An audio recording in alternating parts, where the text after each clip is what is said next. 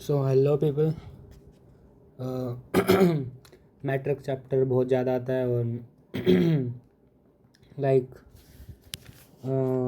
मैंने कल पॉडकास्ट सुना था एक, जिसमें वो कह रहे थे कि जैसे मैं रिवीजन करवा रहा हूँ, वो मतलब नहीं, रिवीजन तो नहीं करवा रहा टाइप में।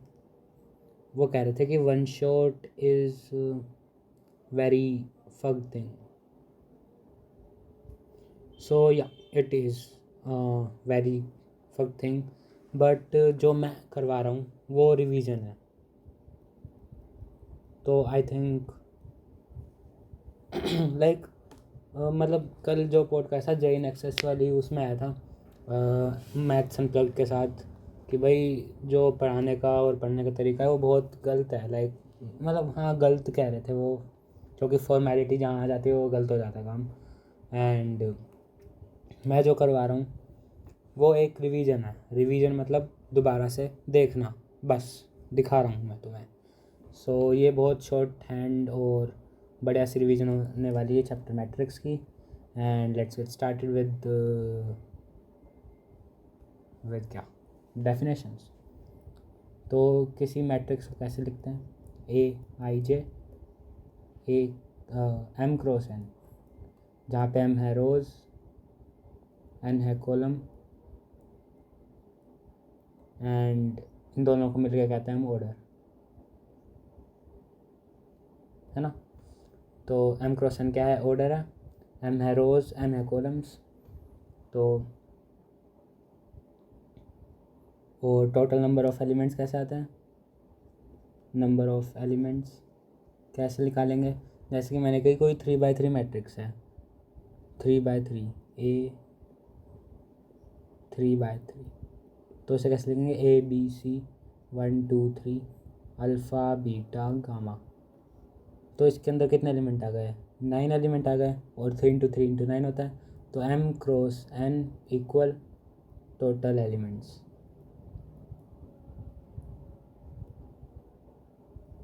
इस केस में जो है 9। तो तुम्हें फर्स्ट पॉइंट समझ आ गया होगा। पॉइंट नंबर 2,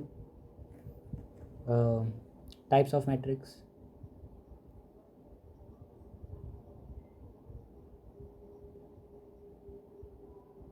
बहुत सारे टाइप होते हैं। हॉरिजॉन्टल मैट्रिक्स, जिसमें सीधी लाइन जाती है, मतलब मैट्रिक्स सीधा जाता है। वर्टिकल मैट्रिक्स, जब मैट्रिक्स ऐसे जाता है। और नेक्स्ट है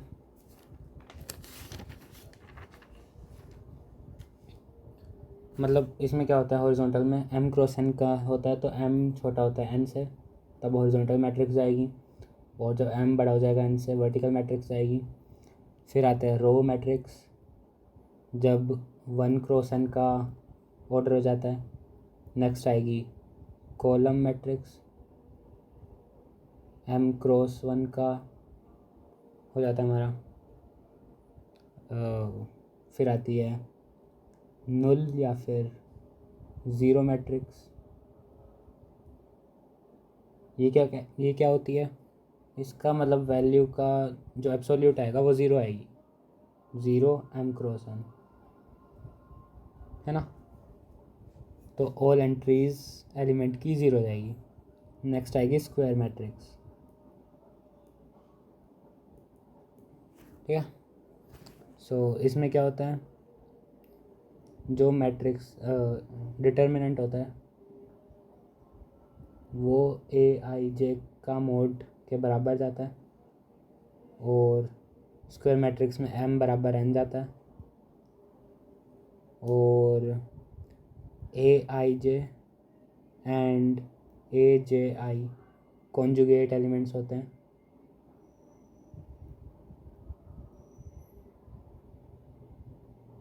और ट्रेस कैसे निकालते हैं? Trace of a matrix square matrix is summation I से 1 से लेके एन तक A I I.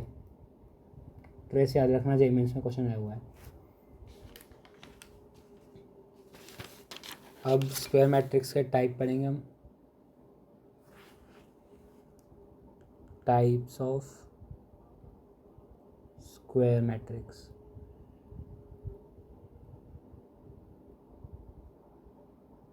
Upper triangular matrix. तो ये कैसे होता है? यूटीएम होता है इसका छोटे फॉर्म में। जैसे कोई मैट्रिक्स ले लिया हमने, A11, A12, A13, A22, A33, ANN। तो जो ये ऊपर वाली चीज़ होंगी ना, ये सारी हो जाएंगी अपर बाउंड मैट्रिक्स, और सेकंड होएगा लोअर ट्रायंगुलर मैट्रिक्स। जो नीचे का सीन आएगा वो सारा लोअर मैट्रिक्स हो जाएगा, है ना। तो दो टाइप होगा। तो इसमें नंबर ऑफ़ ज़ीरोज़ एक नोट लिख लो, मिनिमम नंबर ऑफ ज़ीरोज़ कैसे निकालते हैं इसमें एक पार्ट में, n² - n/2। ये बस यूटीएम की बात चल रही है, मतलब किसी भी एक में, यूटीएम या एलटीएम में। नोट मतलब इसी का दूसरा point, max number of distinct entries in A, n² - n/2 + 1, n² + n + 2/2। तो याद रखना, इस पर भी क्वेश्चन आया हुआ है। थर्ड है डायगोनल मैट्रिक्स। गला खराब हो रहा है। डायगोनल मैट्रिक्स में क्या होता है, AIJ 0 हो जाता है जब I J के बराबर नहीं है। कैसे? जैसे कोई ये है A1, A2, A3, AN तक, तो ये तो होंगे कुछ चीज़, बट आगे पीछे के ये सारे ज़ीरो, ये ज़ीरो। तो AIJ वाली टर्म्स जो होंगी वो तो ज़ीरो हो जाएंगी। जो AII होगी, जैसे A11, A22, 33, ये सारी कुछ ना कुछ होंगी। तो इसको कैसे लिख सकते हैं? डायगोनल A11, A22, A33 कहाँ तक, NN तक। ठीक है। अब आ जाते हैं हम फोर्थ नंबर पे, जो कि है स्केलर मैट्रिक्स। ये क्या होती है? इसमें बस डायगोनल एलिमेंट जो होते हैं वो के या फिर के की वैल्यू कुछ भी होती है रियल या कॉम्प्लेक्स में से, बाकी ये सारे ज़ीरो, नीचे वाले सारे ज़ीरो। All right. और K belongs to real number in हमारे वाले केस, और वैसे के कुछ भी हो सकता है, कॉम्प्लेक्स यूनिवर्सल ग्रुप में आता है ये। ठीक है। और यूनिट मैट्रिक्स क्या होती है? जब ऊपर वाले केस में के 1 आ जाता है तब आ जाती है वो यूनिट मैट्रिक्स। All right. अब नोट लिखो 1। नोट में क्या है? Square matrix A is called singular if this is 0 and non-singular if mod A is not equal to 0। mod A क्यों लेकर बोल रहा हूँ? क्योंकि मेरा मन कर रहा है। वैसे क्या है, डिटर्मिनेंट मतलब इसकी जो एब्सोल्यूट वैल्यू आएगी वो। तो इसके अंदर फर्स्ट नहीं, इसको हम थोड़ा सा वो कर लेते हैं, अलजेब्रा ऑफ मैट्रिक्स। इम्पोर्टेंट है ये अलजेब्रा। चलो आगे से। फर्स्ट सम, मतलब ज़्यादा इम्पोर्टेंट नहीं है बट है थोड़ा सा। तो अगर हम ए को कह देते हैं ए M×N, तो बी का बी, और बी को कह देते हैं बी P×Q। तो m बराबर होना चाहिए p के और n बराबर होना चाहिए q के, तभी होएगा ये सम, मतलब समेशन तभी होएगा, है ना। तो जैसे कि मैंने कहा 1 2 3 4 5 6, तो ये प्लस होएगा 1 2 3 4 5 6 ही, या कुछ और ले लो यहाँ पे, जैसे 4 7 ऐसे ऐसे, मतलब ऐसे ही होएगा कुछ, ऑर्डर सेम होना चाहिए। क्या है उसका ऑर्डर, 2x3 या फिर 3x2, 2x3 होएगा, आई डोंट नो। तो मतलब कैसे आएंगे, मतलब पता है बट 2x3 है ना यार, प्रूफ करना पड़ता सबको। तो क्या होगा इसका आंसर, 5 7 8 9 6 8 ऐसे ऐसे, ठीक है। अब आएगा मल्टीप्लिकेशन ऑफ मैट्रिक्स। तो इसमें बस कोई स्केलर ही मल्टीप्लाई हो सकता है मैट्रिक्स के अंदर, है ना। तो स्केलर मल्टीप्लाई कैसे करेंगे, k टाइम्स a है कोई हमारा ऊपर वाला ही, a m क्रॉस n, तो k हो जाएगा, बस सब में k हो जाएगा। जैसे ऊपर हमने a क्या लिया था, 1 2 3 4 5 6, 1 2 3 4 5 6, मेरे को ये नहीं लेना चाहिए, फिर ये मैट्रिक्स का जो स्क्वायर मैट्रिक्स नहीं हो पाएगी, स्क्वायर ले लेते हैं। और यहाँ पे हमें क्या रखा है, ये a है हमारा, और क्या रखा है k है हमारा 4, इन दोनों को मल्टीप्लाई करो तो क्या हो जाएगा, बस k से सब एलिमेंट्स मल्टीप्लाई हो जाएंगे, 4 8 16 20, ठीक है। तो ये दोनों मल्टीप्लाई होकर ये आया k times a, all right. अब आ जाते हैं हम थर्ड पॉइंट पे।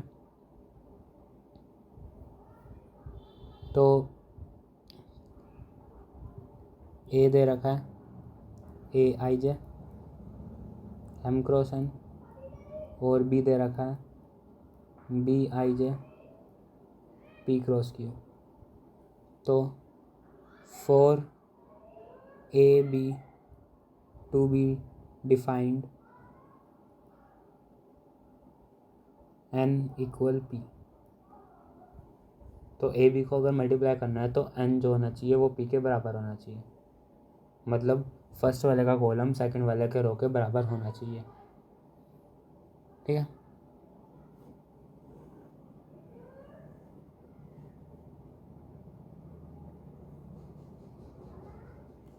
तो ए बी को हम क्या देते हैं, ए बी को मल्टीप्लाई करने पे सी आएगा, जो कि हो जाएगा C N cross P, M cross Q sorry, M cross Q.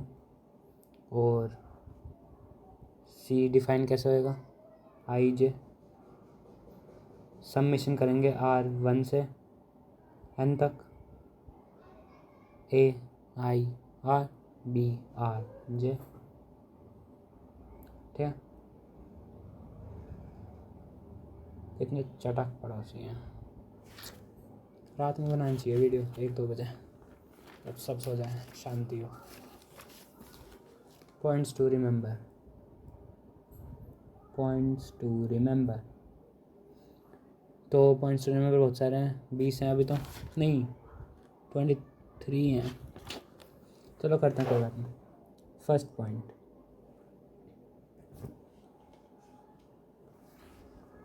A B बराबर नहीं होता बी ए के।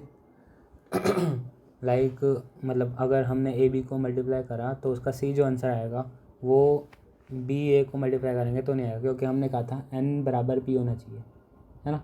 तो वो यहाँ पे होएगा नहीं डिफाइन, फिर अगर हमने ऐसे कर दिया तो हैंस उसे इस आइडिया को ड्रॉप कर दिया गया, है ना।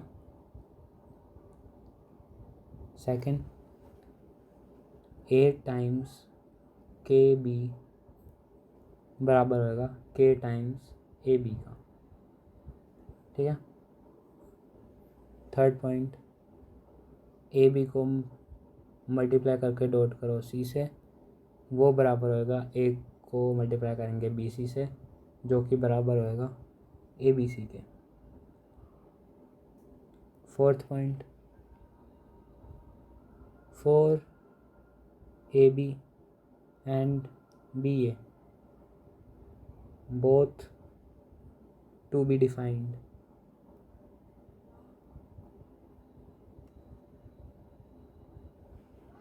If A has order P cross Q, then B must have order Q cross P। वही ऊपर वाला डिफाइन कर दिया फर्स्ट पॉइंट को अच्छी तरीके से। Fifth,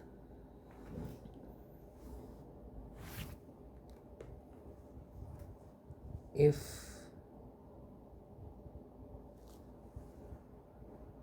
AB equal BA, A and B should be commutable matrix।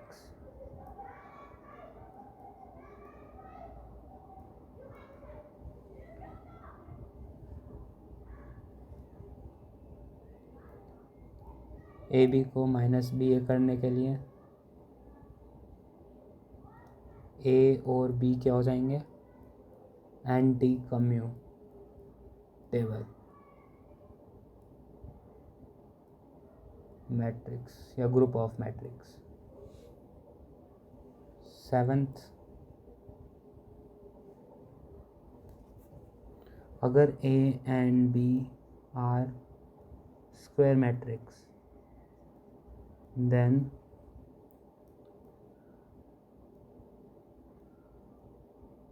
AB का मल्टीप्लाई A के डिटर्मिनेंट के और B के डिटर्मिनेंट के मल्टीप्लाई के बराबर होएगा। K टाइम्स A, K की पावर N A के बराबर होएगा।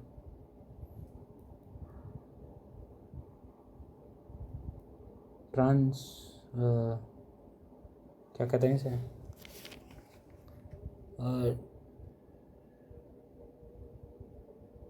ट्रेस कहते हैं इसे। मैं ट्रांसपोज कर रहा था। Trace of A plus B is trace of A plus trace of B हो जाएगा। Fourth, trace of KA K times trace of A हो जाएगा। Eighth point, if AB and BA both are defined,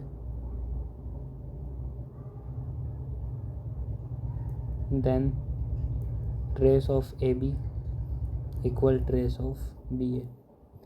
तो ये हमारा episode 1 हो गया है, यहीं पे ही ख़त्म क्योंकि मेरे पापा आ गए। And that's all for today guys, thank you for watching.